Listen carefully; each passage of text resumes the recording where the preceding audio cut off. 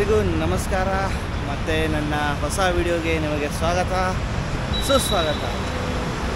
ಇವತ್ತು ಬೆಳಗ್ಗೆ ಕಾಲ್ ಬಂತು ಶೋರೂಮಿಂದ, ನಿಮ್ಮ ನಂಬರ್ ಪ್ಲೇಟ್ ರೆಡಿ ಇದೆ, ಬಂದು ನಂಬರ್ ಪ್ಲೇಟ್ ಫಿಕ್ಸ್ ಮಾಡಿಸ್ಕೊಳ್ಳಿ ಅಂತ. ಸೊ ಅದಕ್ಕೆ ಶೋರೂಮ್ ಹತ್ರ ಬಂದಿದ್ದೀನಿ. ಬನ್ನಿ ನೋಡೋಣ ನಂಬರ್ ಪ್ಲೇಟ್ ಫಿಕ್ಸ್ ಮಾಡೋ ಪ್ರಾಸೆಸ್ ಹೆಂಗಿರುತ್ತೆ ಅಂತ.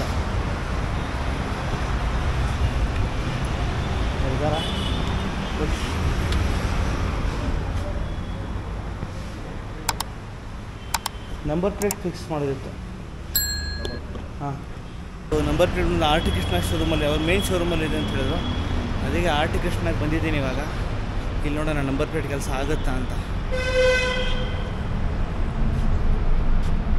ಗುರು, ನಂಬರ್ ಪ್ಲೇಟ್ ಫಿಟ್ ಮಾಡಬೇಕಿತ್ತು. ಇವರೇ ಅಂತೆ ನಂಬರ್ ಪ್ಲೇಟ್ ಫಿಟ್ ಮಾಡೋರು. ಏನೋ ಮಾಡ್ತಾರೆ ಜೋರಾಗಿ.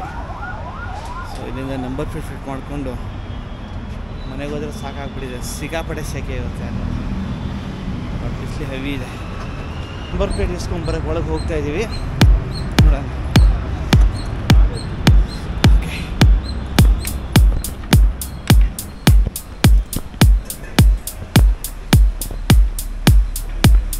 ಸೊ ನಂಬರ್ ಪ್ಲೇಟ್ ಬಿಟ್ಟು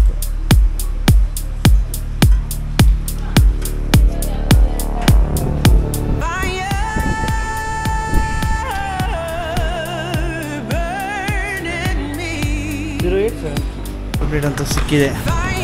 ಹೋಗ್ತಾ ಇದೀವಿ ಈಗ ಫಿಟ್ಟಿಂಗ್ ಮಾಡ್ಕೊಳ್ಳೋಕ್ಕೆ.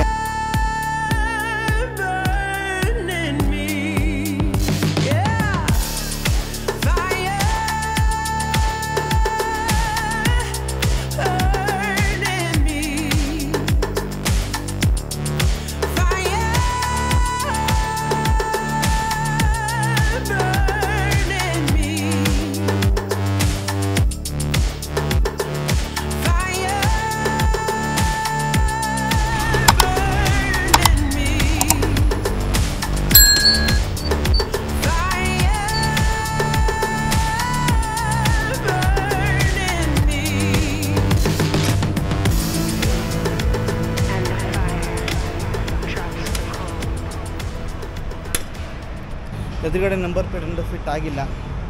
ಸೊ ಆ್ಯಕ್ಚುಲಿ ಇಲ್ಲೊಂದು ಕ್ಲ್ಯಾಂಪ್ ಬರುತ್ತೆ ಇಲ್ಲಿ, ಆಯಿತಾ. ಸೊ ಆ ಕ್ಲ್ಯಾಂಪ್ ಏನಾಯ್ತು ಅಂದರೆ, ಇಲ್ಲಿದೆ ಕ್ಲ್ಯಾಂಪ್, ಇಲ್ಲಿದೆ ನೋಡಿ. ಆ ಕ್ಲ್ಯಾಂಪಲ್ಲಿ ಸ್ಕ್ರೂ ನಟ್ ಜಾಮ್ ಆಗಿಬಿಟ್ಟು ಫುಲ್ಲು ಈ ಥರ ಆಗಿಬಿಡ್ತು. ಆಮೇಲೆ ಇದು ಸ್ಕ್ರೂ ತೆಗಿಯೋಕ್ಕೆ ಹೋಗ್ಬಿಟ್ಟು ನನ್ನ ನಂಬರ್ ಪ್ಲೇಟ್ ಹಲತ್ತಿದ್ದಾಗಿದೆ, ಆಯಿತಾ. ಈಗ ಪ್ರಾಬ್ಲಮ್ ಏನಂದರೆ, ಹೊಸ ನಂಬರ್ ಪ್ಲೇಟ್ ಮಾಡಿಸ್ಕೊಡಿ ಅಂತ ಹೇಳಿದ್ದೀನಿ. ಸದ್ಯಕ್ಕೆ ಇದೇ ಏನೋ ಫಿಟ್ ಮಾಡ್ತಾರೆ ಅನಿಸುತ್ತೆ. ಆಮೇಲೆ ಹೊಸ ನಂಬರ್ ಪ್ಲೇಟ್ ತಂದು ಕೊಡ್ಬೋದು. ಬಿಡಲ್ಲ, ತರಿಸ್ಕೊಳ್ದೆ ಬಿಡೋದು ಬೇರೆ ವಿಷಯ. ಬಟ್ ಆದರೆ ಹಿಂದ್ಗಡೆದಂತೂ ಫಿಟ್ ಆಯಿತು, ಎದುರುಗಡೆ ಫಿಟ್ ಆಗೋಕ್ಕೆ ವೆಯ್ಟ್ ಮಾಡ್ತಾಯಿದ್ದೀನಿ. ನಂಬರ್ ಪ್ಲೇಟ್ ಅಂತೂ ಫಿಟ್ ಆಯಿತು ಗಾಡಿಗೆ.